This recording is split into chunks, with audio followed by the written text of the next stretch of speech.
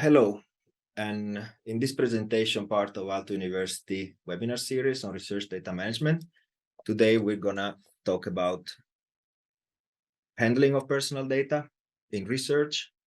With me, there's legal counsel Anina Harju, an SC Vitanen senior advisor, and Americo Glerian from the School of Science.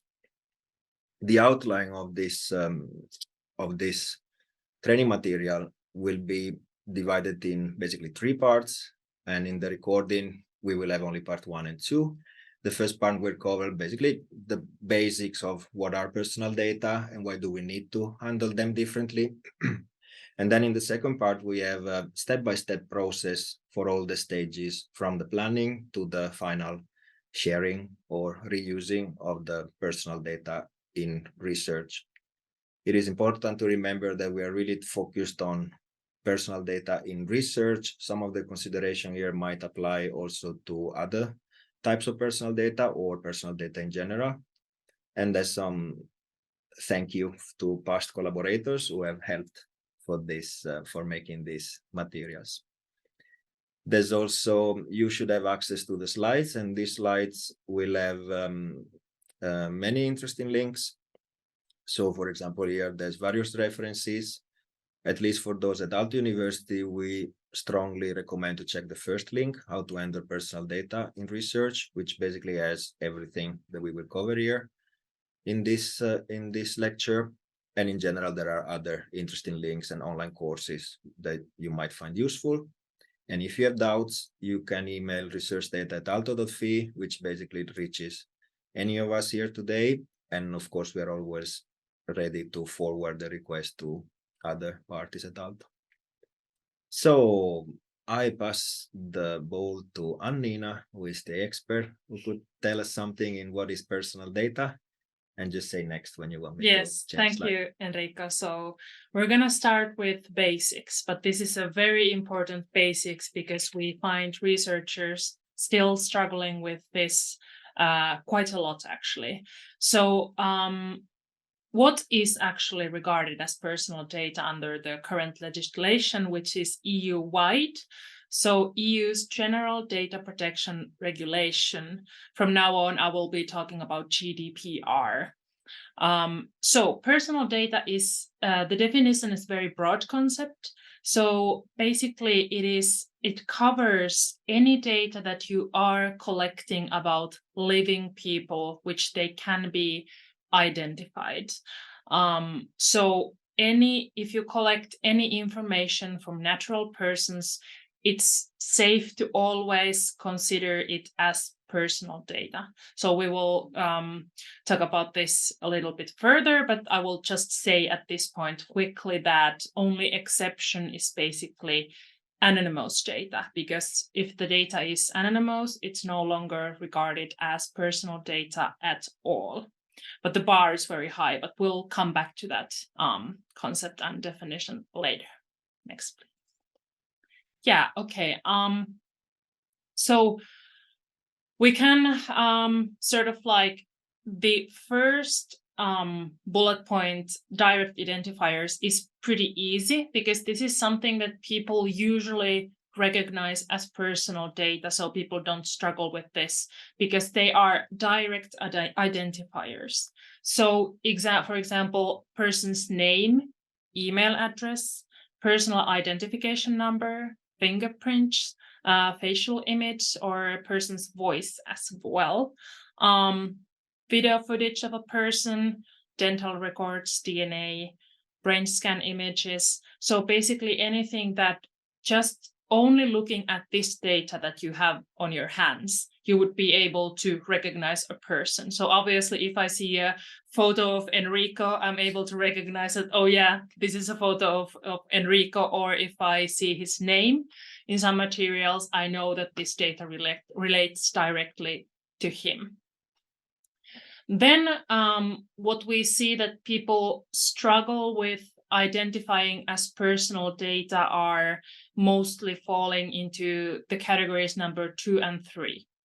So we have strong indirect identifiers. So basically, just by looking at this piece of information, you are not able to say whose information this is. But with combining it with other pieces of information, you're able to tell that, oh, postal address, phone number, vehicle registration number, because in Finland we also have public databases where you can seek a person's vehicle registration number or a phone number. So it's still possible to identify a person and connect this piece of information with a natural person. So there are a couple of more examples. So if you have an unusual job title, you have a very rare disease, if you have the person's basically place of work and their title or position, it's really easy nowadays because people have LinkedIn and a lot of information online.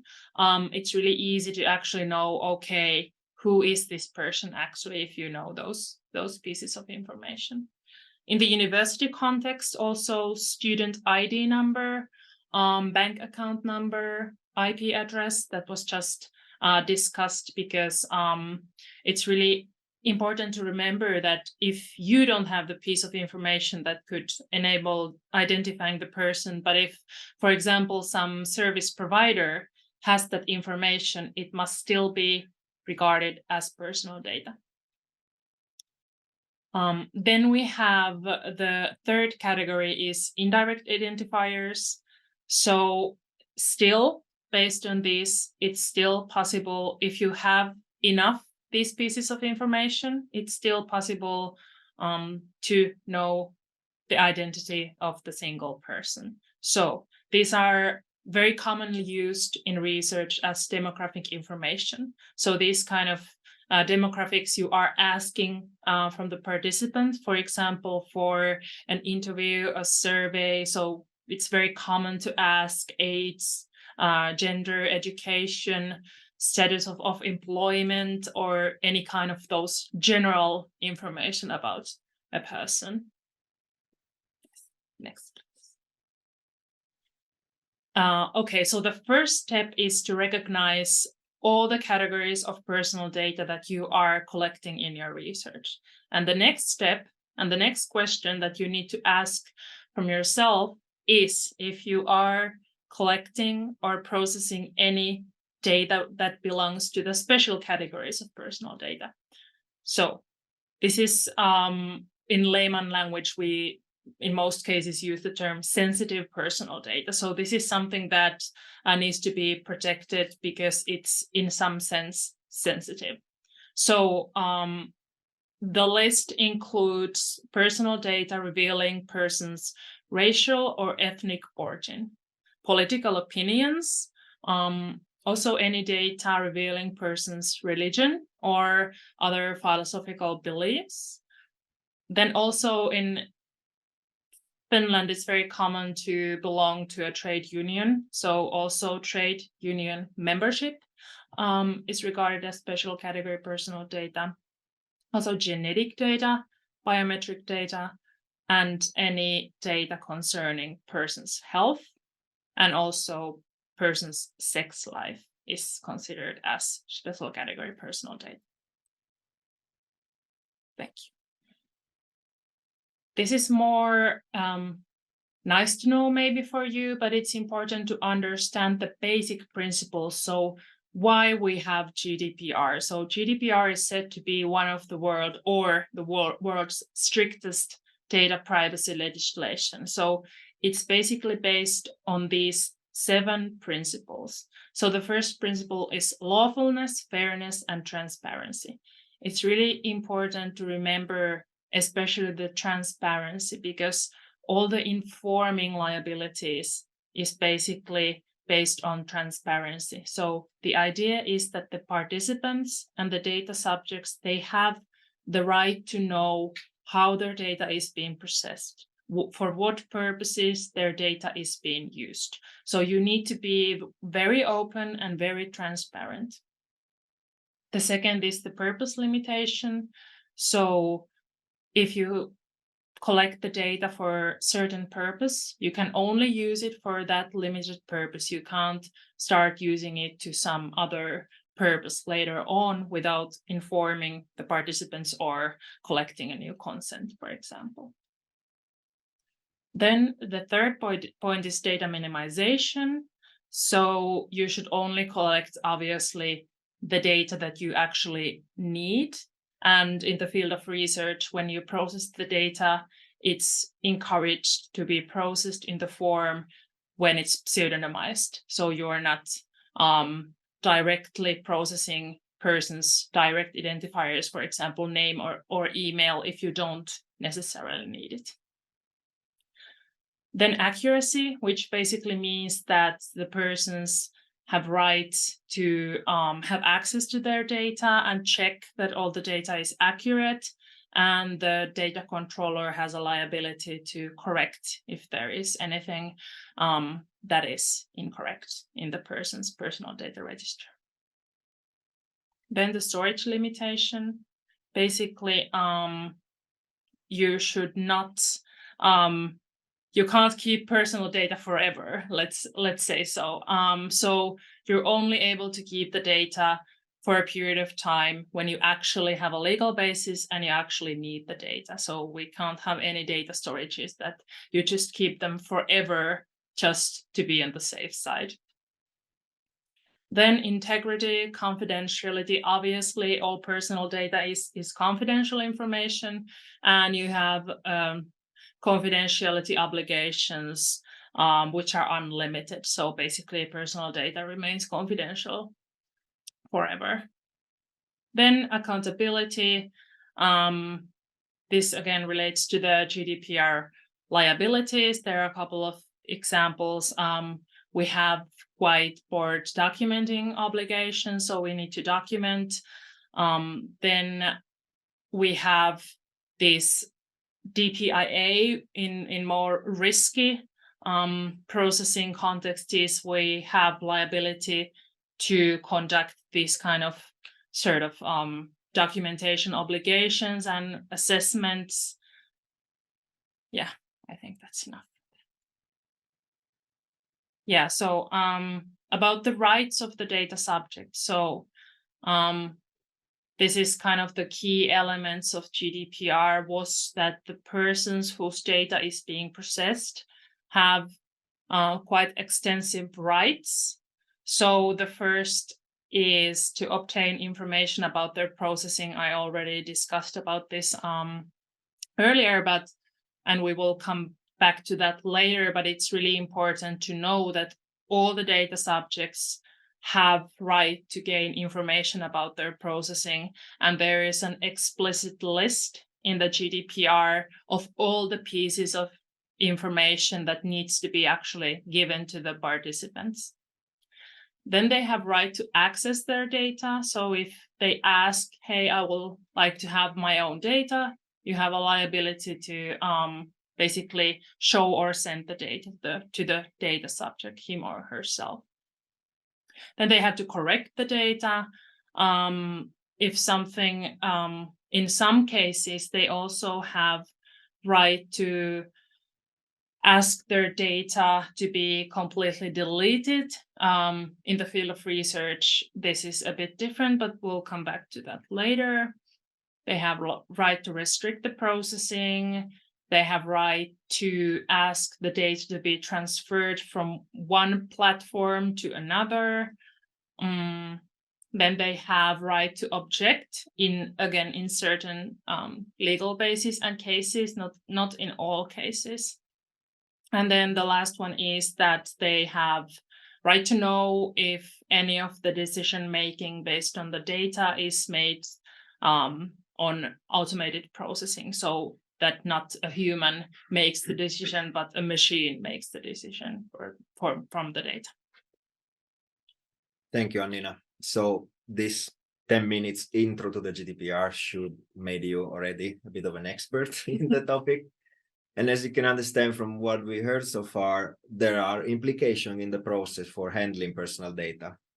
So in this 6 steps process, this is maybe the most important slide of the whole set. We will now cover all the steps that really start from the very beginning, the kind of data management plan, and research plan, kind of the planning stage, which is very important to identify, the risks and other things. Then kind of the legal compliance. So, you will need to prepare some documents to comply with the GDPR or other, internal whatever regulations or requirements. For some cases, there also is the need for ethical pre-review before collecting the data. And when you're done with the top part, you're basically ready to finally start collecting the data, the personal data that you want to collect. And of course, make sure that you use the right tools for doing that. Then you can process the personal data. So for example, by minimizing it or use some, how can I say, dedicated processing systems. And then at the end, kind of, I'm not really saying opening the data, but sometimes the data can be reused by others or by your future projects. So this is also something that we want to consider. For those in Finland, the Finnish Office of the Data Protection Ombudsman also has listed some steps specifically in their case, in their website, they list 10 steps. They somewhat map one-to-one to the steps that we have written. But for those who are not from Aalto and in general want to read more about this topic, this is an excellent source of information. So I would like now to call in for Essi.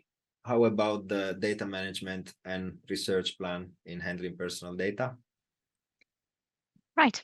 So now we're going to talk about those very first steps before you've even started your research, of taking a while to plan out what you'll be doing, what kind of material you'll be gathering. And the first of those steps is a good idea to do a data management plan.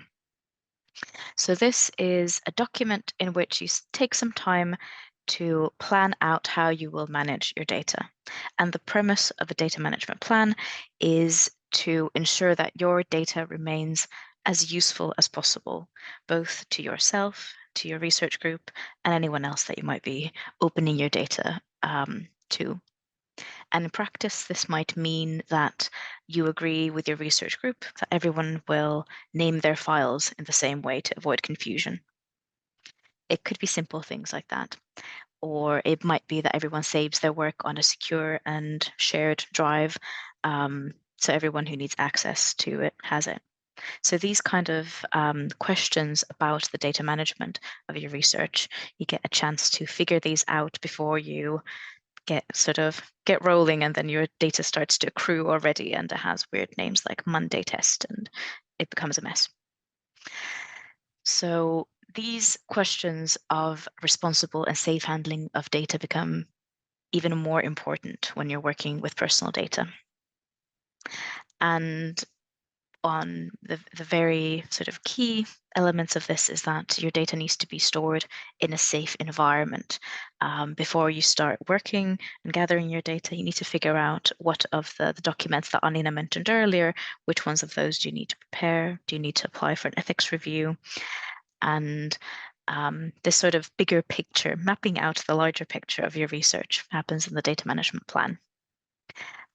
Here, there's the sort of know your data and their life cycle, a few key questions to ask yourself, and this is pretty much the structure of many of the data management templates that funders might give you.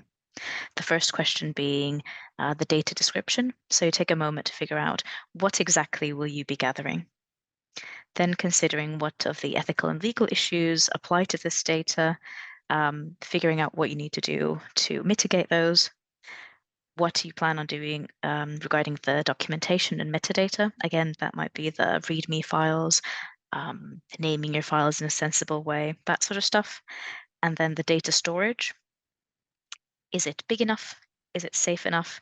If you will be sharing your data to others, how are you going to be sharing that in a way that is safe and your data won't go into the wrong hands? And then finally, the question of opening and sharing. If your data, for example, if you are able to anonymize it and then put it into a repository and share it with other researchers, that might be something to consider there.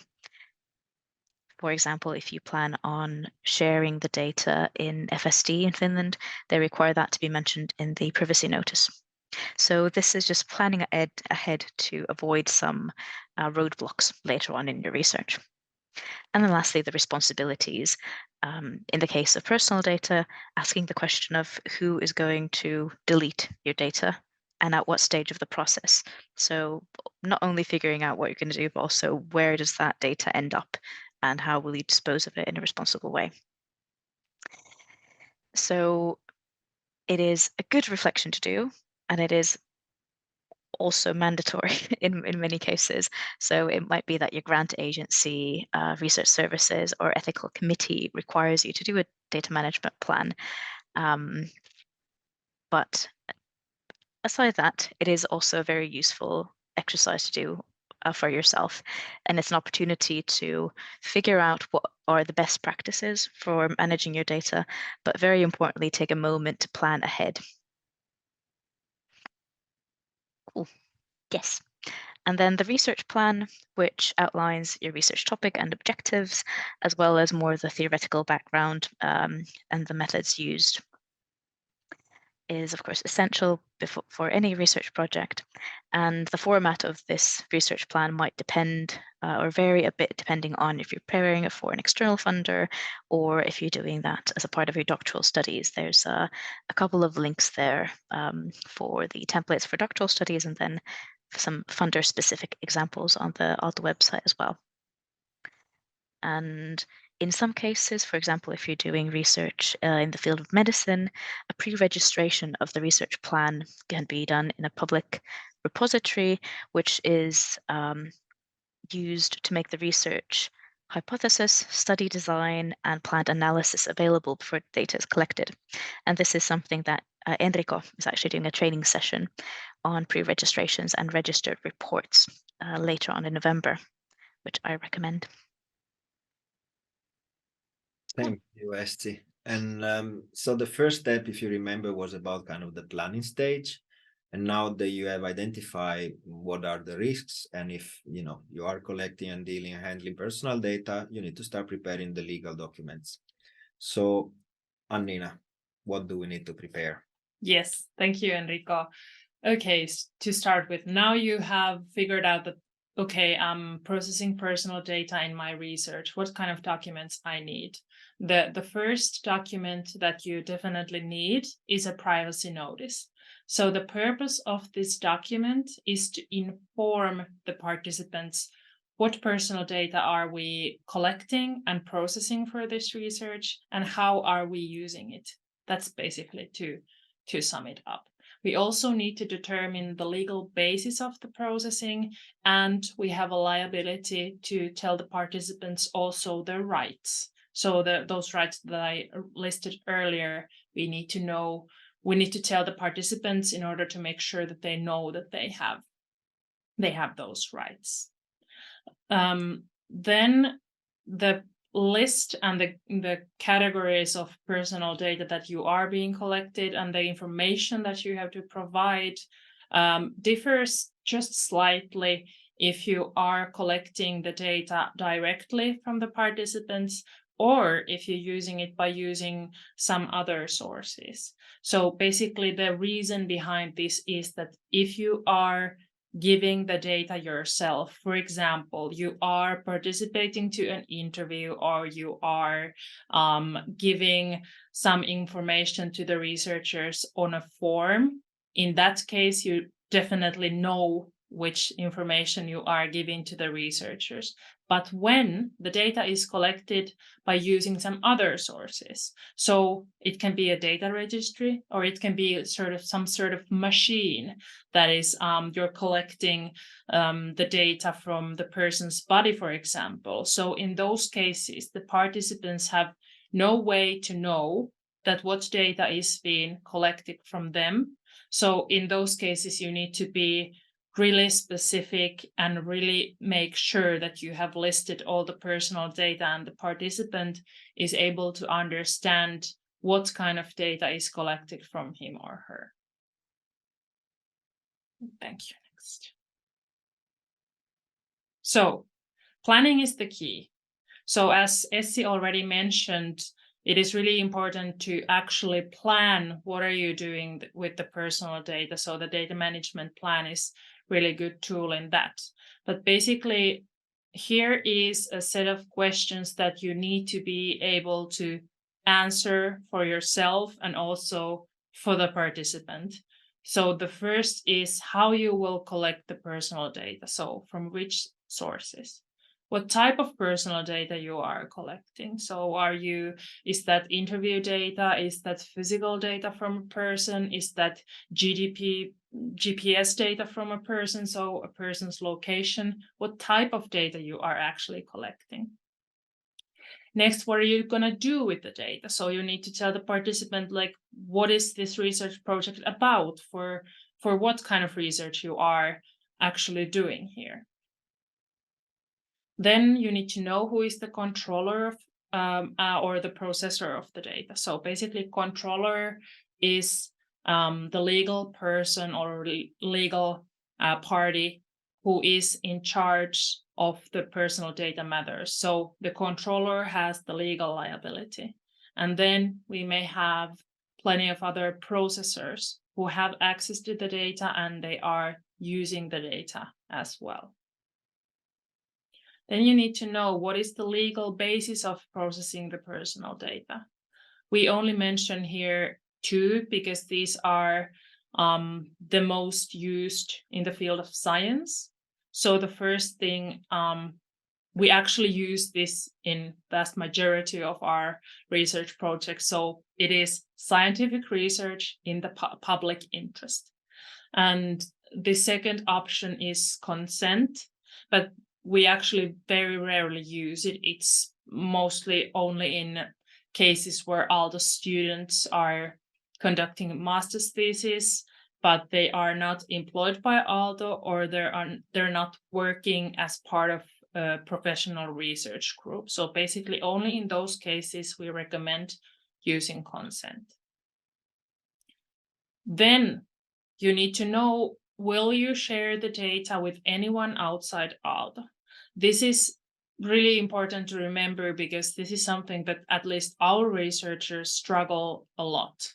Because I receive many questions that they have collected the data, they have informed the participants, and now they have a new research collaborator or some party outside Aalto that would also like to participate or help with the data. But when we look at the privacy notice, they have informed that no, we will not share any personal data outside Aalto. Only Aalto researchers will process the data. Those are very unfortunate cases because in those cases, if you have informed that you will not transfer the data anywhere outside Aalto, that is actually binding. And if you update the privacy notice, you actually need to reach out to participants. So you will need to reach out to them again. Or the other option is that you have told them that we don't know the collaborators yet, but when we know, we will update the privacy notice, and then you need to have the privacy notice available somewhere, website, or somewhere that the participants are actually able to see it. Then you need to know if you will transfer the data outside EU. And the reason behind this is because obviously when we go outside EU, GDPR will be no longer applied, and many countries outside EU, they don't have as strict data privacy legislations. So the data subjects' rights are not as good as inside EU. So we need to know that. Then you need to know how long you will actually store the data. So ask yourself, how long will I be needing this data for my research purposes? This is also something that you need to tell the participant.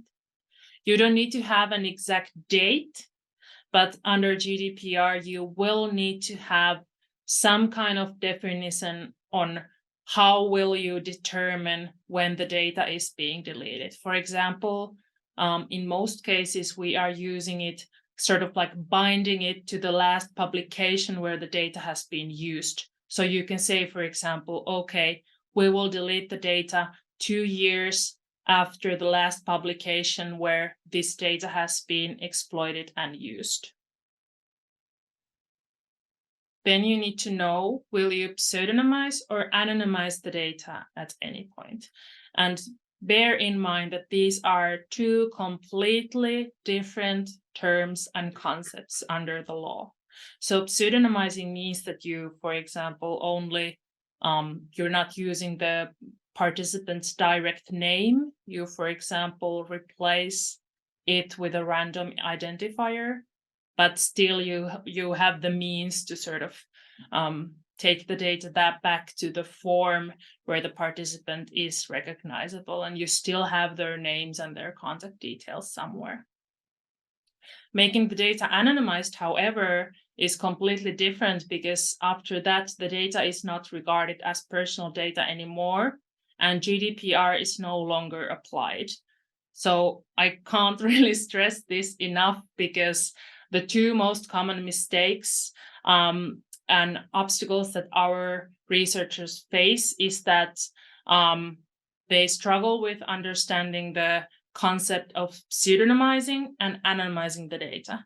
The second is that they are not able to identify all the personal data that they are collecting. And the third is that they are not able to think about the transfers of the personal data well in advance, and they don't recognize that if they transfer the data to a research collaborator who is not employed by Aalto, that is transferring the data outside Aalto. So those are the three most common mistakes.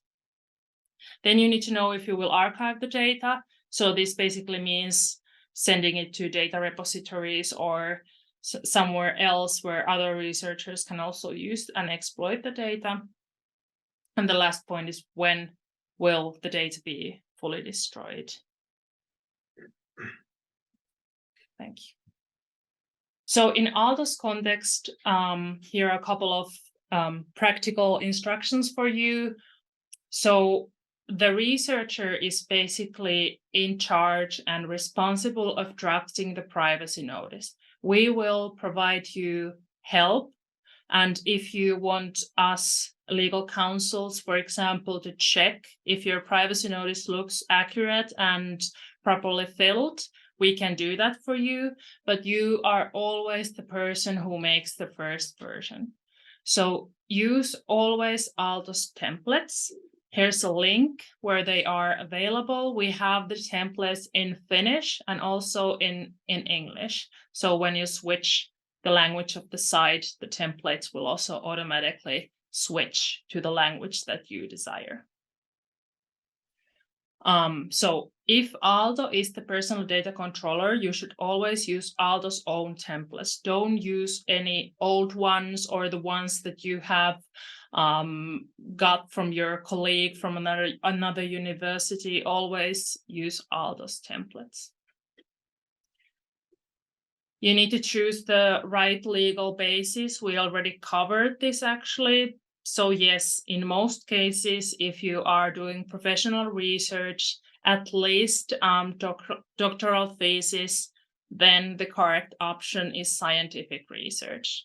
But if you are a master's student, you're not employed by Aalto and you are not working as part of any research group of Aalto, in those cases, you need to use consent, because the master's thesis does not fulfill the criteria of scientific research. So that is the reason that we're not actually able to use it. If you want, the privacy notice can be published on Aalto's website. That is a good option.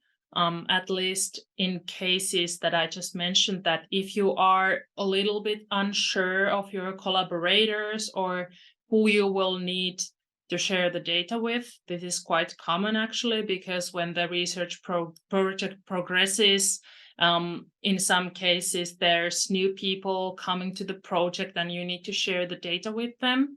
I mean, outside Aalto researchers. So you can always tell that, again, be transparent, tell that to the participants, that we don't know yet who will be our collaborators, but once we have that information, we will update our privacy notice, and then you give them instructions that our privacy notice is available here, and then you add the link or the instructions where the participants are able to check the updated privacy notice.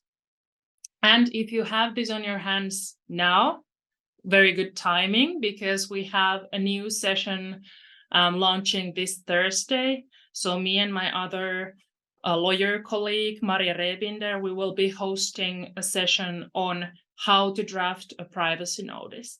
This will be a really practical one. So basically what we're going to do is that we're going to go through Aalto's templates step by step and give you instructions how to fill it in. And we will also tell what are the most common mistakes to avoid when you are doing your own privacy notice for your project. Okay, we also covered this just a little bit, but in most cases, when Aalto's researchers are doing research, Aalto is the controller of the personal data. So employment is one really important key matter. So if a person is employed by Aalto University and doing research as part of the job, in that case, basically Aalto is always the controller of the personal data. Then we have some unique cases. For example, if you work on a personal grant, so you are not employed by Aalto, then we see those cases basically case by case. Usually in those cases as well, Aalto is the controller as well. But if you need help, just reach out to us and we will figure that out together.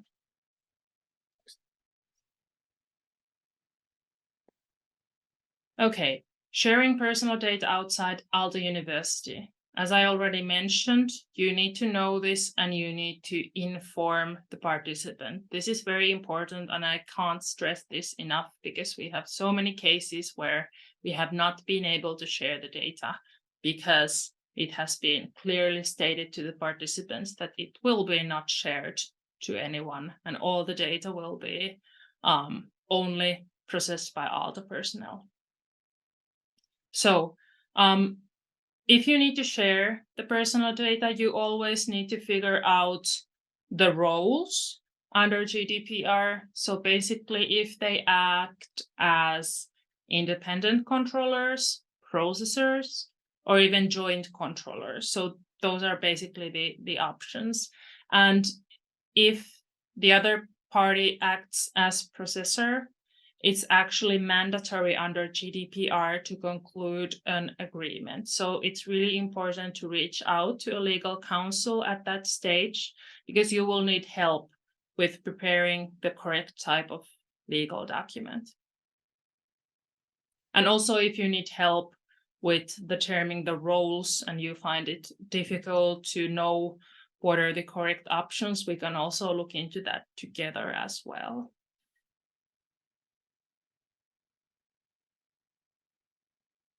Okay, then it's really important to know the difference between consent to participate to a research from asking consent to process their personal data. So if you collect the personal data directly from the subjects, you need both. So you need to obtain the consent to participate in the research. So this is the ethical consent, and then you will need to inform the data subjects. And in addition to this, if you use consent as legal basis, you will also need to ask consent for processing personal data, but we're not really covering it here because it is quite a rare case. But again, it's really important to know that there are different types of consent that the participants are able to give. But still, you always have the liability to inform the participants.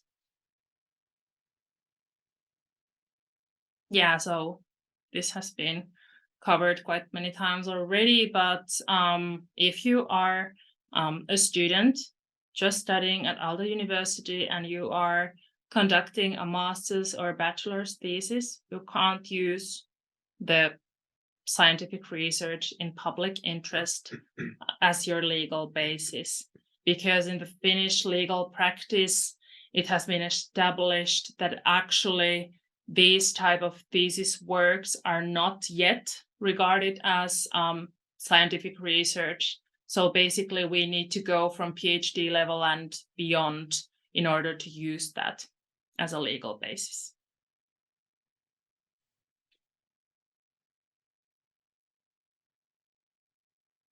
Yeah. And when the consent is actually used, so now we have the really rare case that, okay, our student is processing personal data, so making small interviews, for example, for the thesis work. So in that case, when we need to use the consent, which is different from the scientific research, that actually when you're using consent, the participants have always right to withdraw their consent. And if this happens, you actually need to delete and destroy all the data from that individual. This is different from the legal basis of scientific research, because in our professionally conducted research projects where we can use that legal basis, if someone withdraws their consent in the middle of the research project, we actually can still use the data collected from him or her up until that point when the consent was withdrawn. So it's a really good, because in some cases that can be quite time consuming and difficult if you have a large set of data and then you need to find that one individual person and pick out all the data that has been collected from that specific individual. So that can be quite a headache to the researchers. So that's why it's also really important to use the scientific research as legal basis, because it actually grants you better rights comparing to the consent.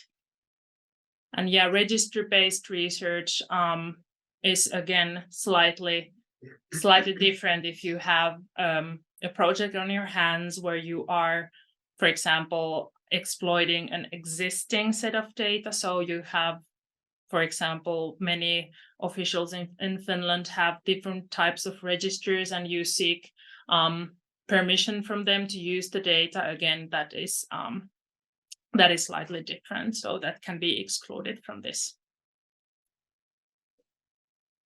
Yeah.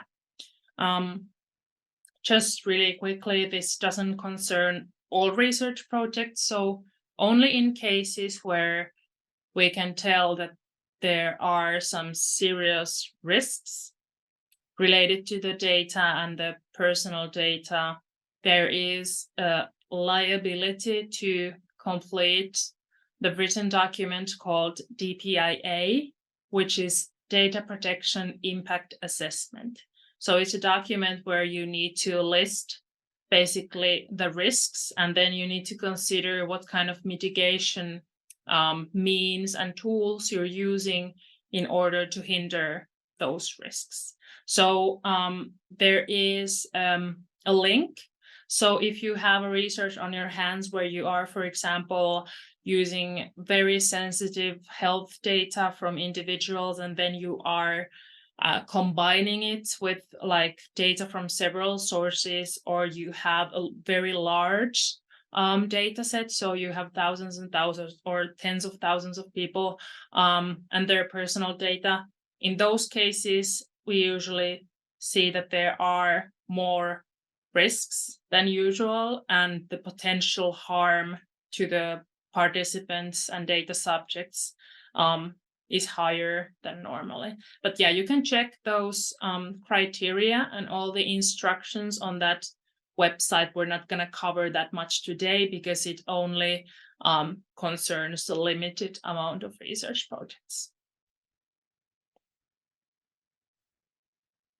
Just really quickly, point out that there might also be other legal documents that you need to provide to the data subject. For example, if you have a project where the participants are creating something artistic or something that could be protected under copyright, in those cases, you actually might need to ask for copyright permissions from the participants to be able to exploit and use the data, because the data can then include something copyright protected. So the copyright always, the person who has created the artistic work is always the holder and owner of the copyright, unless it has been explicitly transferred or moved to someone else.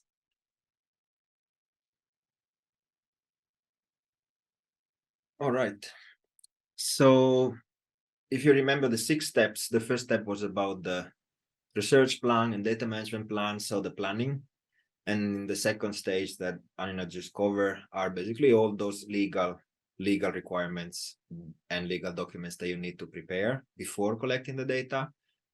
However, Essi, how about the ethics? What about the ethical pre-review stage? Let's hop into that. So now that we've had a look at the law side, the ethics, though it is not the same as law, they greatly overlap. And there are ethical principles that we adhere to when we're conducting research with participants, and these are equally binding. So the research ethics is as important as law when we're doing scientific research that affects individuals or other beings. And these are the requirement also set by these about the parameters for ethical pre-reviews. And in the case of a research that involves medical or animals, these are not reviewed by Aalto. So these reviews are done by HUS, so the Helsinki University Hospital. And otherwise, Aalto follows the Finnish National Board DENK's research integrity guidelines, and importantly, for this topic, the ethics principles of human research, or research with human participants, and the ethical review in human sciences in Finland. So when you need the ethical review is actually governed by these documents. And then when do you need one? So here you have a list, which is the DENKA guidelines for when an ethical review statement must be sought. And it is a must. The first one of these is if you're doing research which deviates from the principles of informed consent.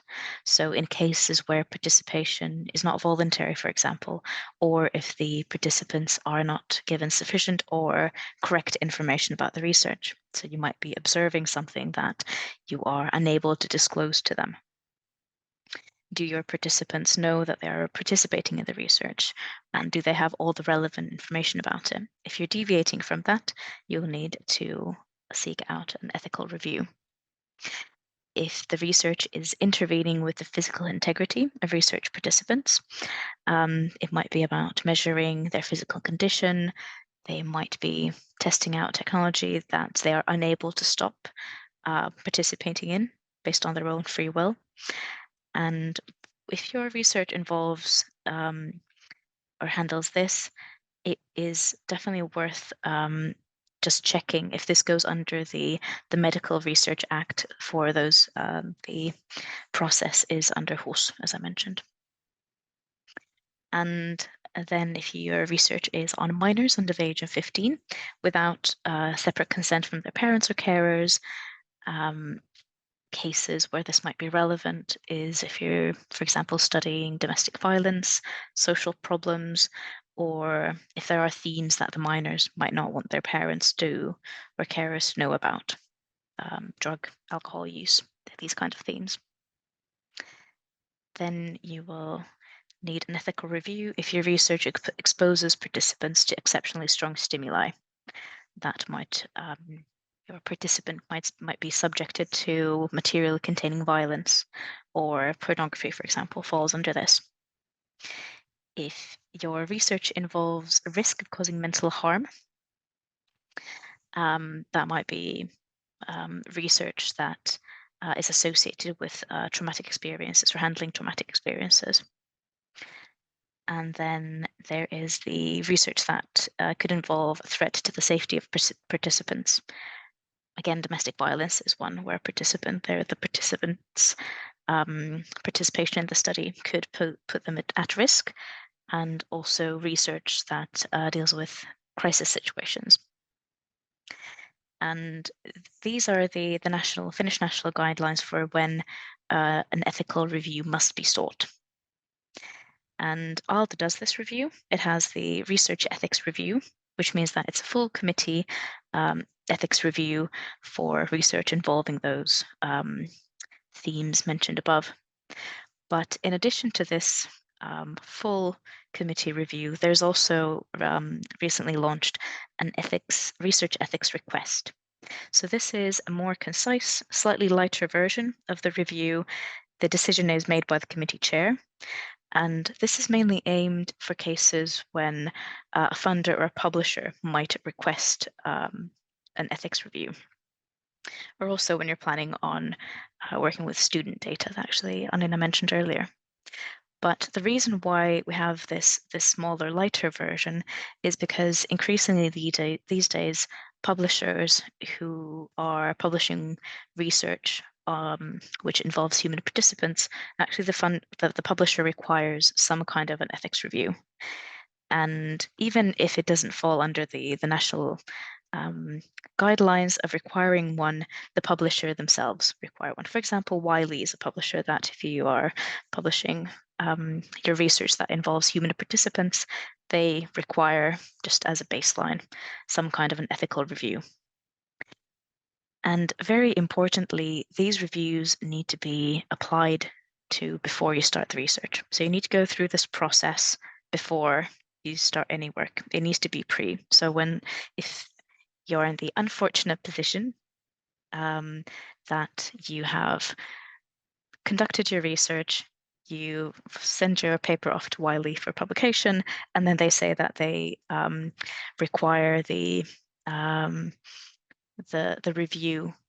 It is near impossible to get that done ex ante. So you need to, again, plan ahead and then sort of go through these processes early on. And then go to the next slide. The actual practicalities of this. This is quite Aalto specific, but essentially here's the workflow for when you're applying. So the research ethics review, the full-blown one, I recommend checking the deadline for the next research ethics committee. These are once a month, and I think it's about 2 weeks beforehand that you need to get your documents in. Essentially, it's an online form that you fill in. There's a link on the slide, and in the review type, you select full review. And in order to fill in this form, you will need to attach your privacy notice and consent to participate form into this application. And I'd really recommend getting your department's legal advisor to check these through, because that's mainly where, if you get asked to provide further information or to adjust anything in your review form, it is quite often with the privacy notice. So it's a good idea to get that up to spec before you send it in. And Anina mentioned the DPIA, so consider also if that is relevant to your work. So then that's it. Fill the form in and submit.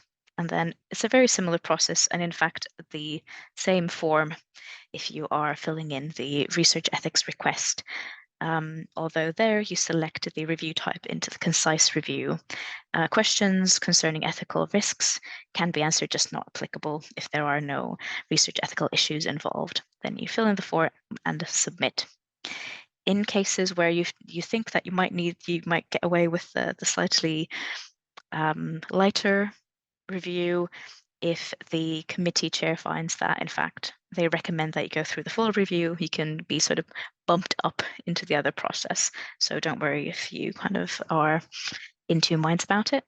And also, something that I found comforting is that this is not something that you can flunk. So the idea is not a pass or fail, but to provide the researchers with useful, practical information of how to plan their research in a way that is safest and to mitigate any risks that might be involved regarding the ethics side of things. So as far as I know, not a single one has ever failed it. So if anything else, you get more support if that's needed. Yep. Excellent. So basically, at this stage, you've done the data management plan, you prepare all the legal documents that are needed, you've gone through the ethics pre-review. So you're basically now ready to collect the actual personal data. So here you need to follow the best practice of your own field. If you use certain technologies, then get in touch with those at Aalto who are managing those technologies, those infrastructures. And if you're not sure, that's the usual research data at aalto.fi. You will find us there behind that email address, and we are able to pass your doubts to other people at Aalto. If you're collecting personal data over the web, so like usually forms, we have a tool at Aalto that is this web propol. You see the link there. And in general, it's useful and it's used a lot, but there are other tools at Aalto, especially if the requirements are a little bit more strict, if you're collecting some sensitive type of personal data, special categories of personal data. Again, get in touch with research data at aalto.fi, and we are able to help your more sensitive case. And as usual, it's a balance between what you want to collect and how much you want to collect. It's the principle of minimization that was explained earlier. In general, we want to collect data as anonymously as possible at the very beginning of the data collection stage. However, sometimes if we are collecting, for example, medical data, in the case of magnetic resonance image, we might also end up with some incidental findings, which in practice means that you might notice something specifically related to the health of the subject. So you have the kind of ethical, I'm going to say, requirement to then inform, for example, a medical doctor that that there is something strange about this individual. So for that reason, you would still need, to keep the contact details of this study participant. But in general, if everything is fine and you don't have this case of incidental findings, the goal is to be, as anonymous as possible or as minimized as possible from the very beginning of the data collection. And of course, the final message there is that it's important to also where the data is stored. At Aalto, like in many other organizations, we have 4 levels of classification of information. And this is very useful, not just for those who are collecting personal data. This is something that everyone should learn because it relates to the data that you produce through meetings and through files and other data that Aalto, for example, has about you. So in general, there are 4 levels of information: public data that is basically, as it says, open to anyone. Internal data could be, notes about meetings, work files, calendars of your colleagues. So this type of, internal data that you might have with others at Aalto. And then it's the confidential data. So here we have usually the research data. In practice, with the level of confidential data, it means that the data is stored in a location that only those who are associated to the project can actually go there and open it and see it.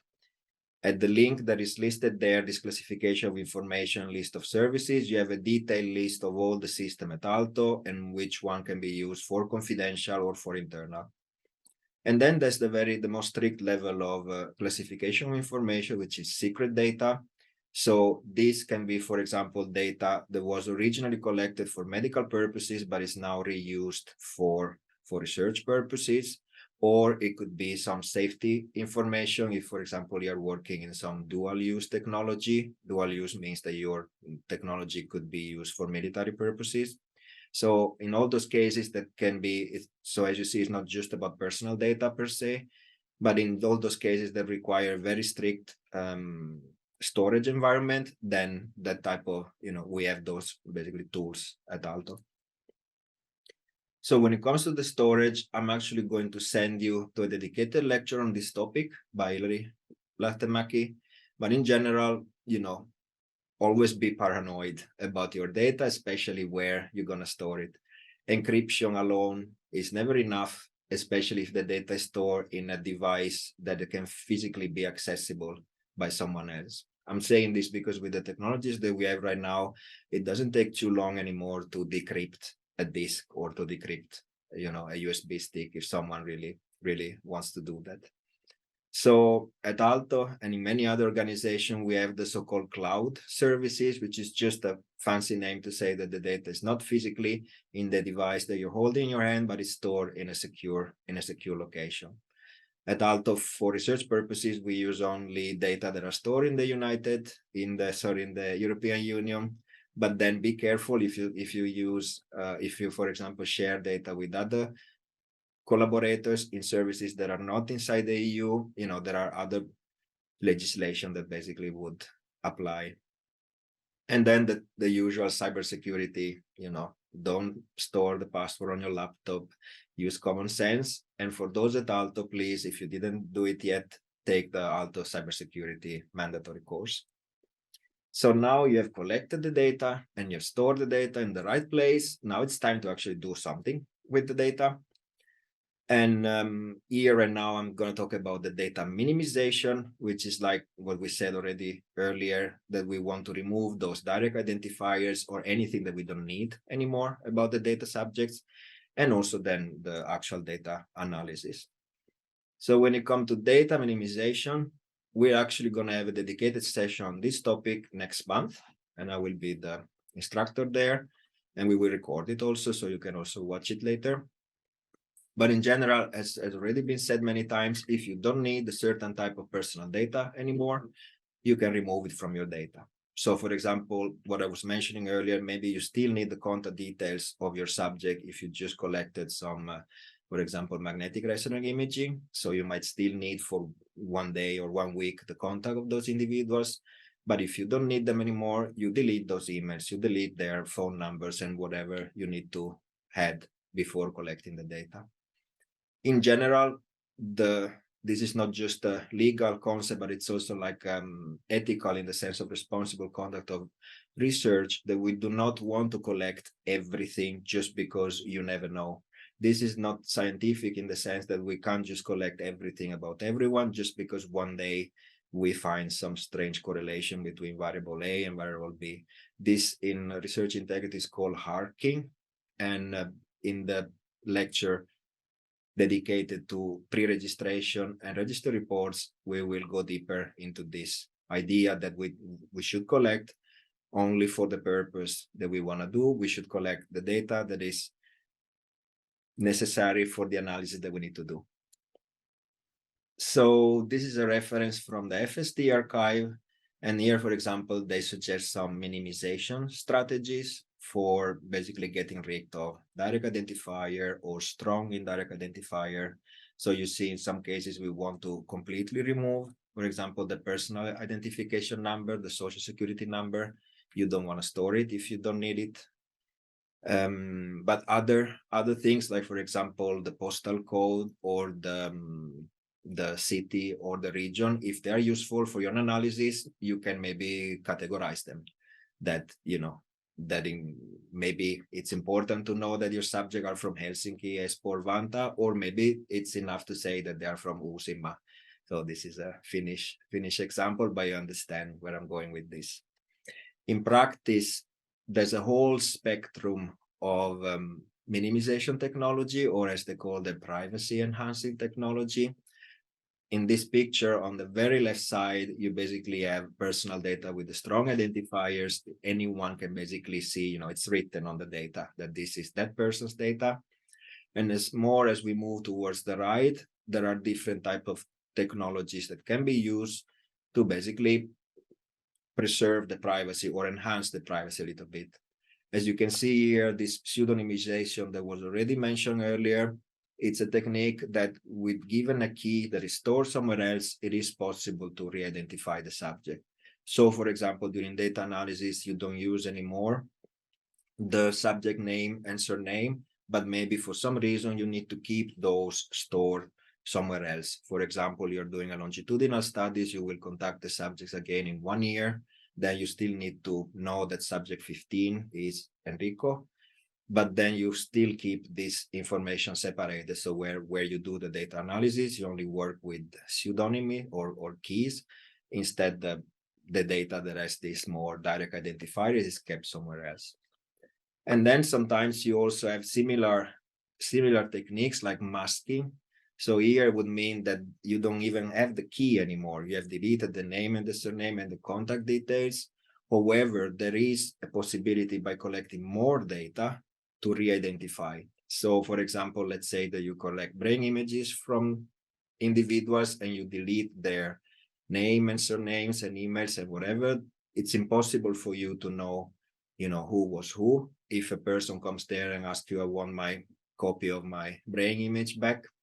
But if they provide you with another brain image to say, this is the fingerprint, you can now find it in your database. If it's reasonable, basically, as I write there, to re-identify this subject, then you have there is still a way to basically re-identify this person. And then we move to the realm of truly anonymous data. And we can have anonymous data that still relates to an individual. And there are techniques to basically minimize so that, for example, there are 5 individuals in your dataset that will have the same values. So this is a technique called AK anonymity. But in general, we will cover this more in the lecture on data minimization. And then the last stage is aggregation or data synthesis, where, for example, you can average multiple individuals, or you can synthesize, usually through machine learning, so that you can basically recreate a completely new data set that is not related to any living person anymore, but still follows the same statistical properties. And then once you have minimized your data, you want to, of course, do something with the data. At Aalto, we have various tools. I wrote there remote computing. So if you search for that, there are various workflows that one can use so that you don't need to work on your local laptop, but you can use these remote systems. One, for example, is this vdi.aalto.fi that anyone can access. And for more high needs, if you have higher computational needs, we have the Triton cluster. So for example, if you need to do machine learning or working with images and high computational needs, when the data starts to become secret, so the level of classification is secret, Aalto provides a system called SecData, which is basically a system similar to this vdi.aalto.fi, but it's isolated from the internet. The team where I work with, we are able to basically help you on how to move your code, for example, inside the SecData environment. And similarly, if you are from other organization in Finland, you can use a similar environment provided by CSC, the Sensitive Data Desktop. As usual, if there are higher risk, use higher security. If you are in doubt, we will, at least in these technical details, we have Zoom every day at 1 p.m. where you can just join and ask questions, and we are able to help you or send you to the right person at Aalto. Finally, other data processing duties. So as already mentioned earlier, we need to deal with the participants' requests. So for example, if it's still possible to you to re-identify the participant, maybe they want to have a copy of their data or other things. In general, if you're not sure, get in touch with the legal experts of your school. And sometimes, very rarely, it's possible to deviate from some of these subjects' rights. And again, these are rare cases that will need to be addressed in a DPIA. And the incidental findings we already mentioned. All right, so basically we cover all the steps. The paper is ready and you can soon submit it. But finally, Annina, can actual personal data that was collected for research purposes be open or shared? Yes, thank you, Enrico. So basically, as it was already mentioned, we can never open data that is regarded as personal data because personal data is always confidential. But yes, if you have collected some data from natural persons and humans, it's still possible to share or publish the data, but there are some really important elements to keep in mind and estimate. So basically, in those cases, we need to pay attention what has been informed in the privacy notice to the participant. So as I have already explained, sometimes the researchers are a bit confused when I tell them this because they somehow had the impression that the privacy notice is a document that can be like constantly updated, but the possibility to update is limited. So if you have already collected the data and given the certain information to the participant, obviously the participant has given consent to participate with that information. So obviously it's not transparent or it's not in compliance with the principles of GDPR to then, after you have collected the data, you just start updating and changing the privacy notice without informing the participants. So that's not in line with GDPR. So basically, remember that actually the given information is binding. And my colleague Maria always uses this phrase that there is no time machine. We can't go back to the time before you have collected the data and correct the information that you have given there, because the participants, again, they have right to know, they have right to receive information, how their data is being processed, for what purposes, to which parties the data is transferred, or who are the parties processing the personal data. So what we suggest is that you can always contact us, so legal counsels, if you need help or you are unsure if transfer is okay or not. And please do not transfer the data or open the data if you are unsure if it's okay or not. So this is the basic case. But if you would like to share the data to non-EU partners, so outside European Union, this always requires special arrangements. So this needs to be considered before you start collecting the data, because if you need to, for example, transfer the data to USA, to China, to any of those parties, we need some special arrangements. And we actually also need to tell participants the risks that can be related to those transfers. So obviously the risk is that USA and China don't have as strict data privacy laws as we have here in EU. So there are risks involved.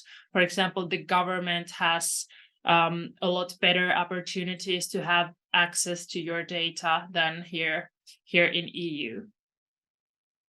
So if you are not sure if the data can be opened, you can always reach us for get help, and we will help you to estimate how the data could be actually opened or shared. As Enrico mentioned, it needs to be anonymized, so it cannot be regarded as personal data anymore.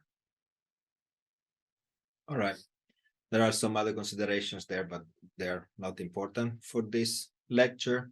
From the technical point of view, there are, of course, these cases, or there are now these technologies that would allow you to access the data, the personal data, or better, to allow you to access personal data that without copying it to your system. So this one way of working is the so-called federated analysis, with the idea being that you would be this aggregator here, and you would send your code, let's say, to hospital 1, hospital 2, and hospital 3. The data never leaves the hospitals.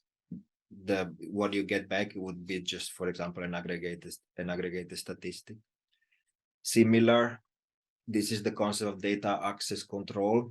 So that, for example, this is what they are doing in the field of genomics, that the researcher, you can submit the data to a repository, but then the access to the data will be governed by a data access committee, which could be data stewards or ethics committee at the organization of the submitter. And then, depending on the case, one can actually access the data without taking it out of the system. And this is, for example, what CSC has implemented. or if it's possible, it can be granted that the requester would download a copy. But again, these are specific cases, so if you have any doubts, just get in touch. All right, we basically cover all the 6 steps. So basically, to recap, the first stage is to plan and understand which services you need, which storage you need, for how many years, which variables you need. When you understand your needs, it becomes easy to create the legal documents that you need, and eventually also go through the ethical pre-review process. And then once you can actually start collecting the data, use the system that we recommend. If you're not sure, just contact us, and then minimize and analyze your data, again following what is recommended by Aalto University. And then when it comes to data opening or better data sharing, it's still a work in progress. It's a case by case. Get in touch, and we are very happy to help. So this was it for today, and I guess we can now take some questions.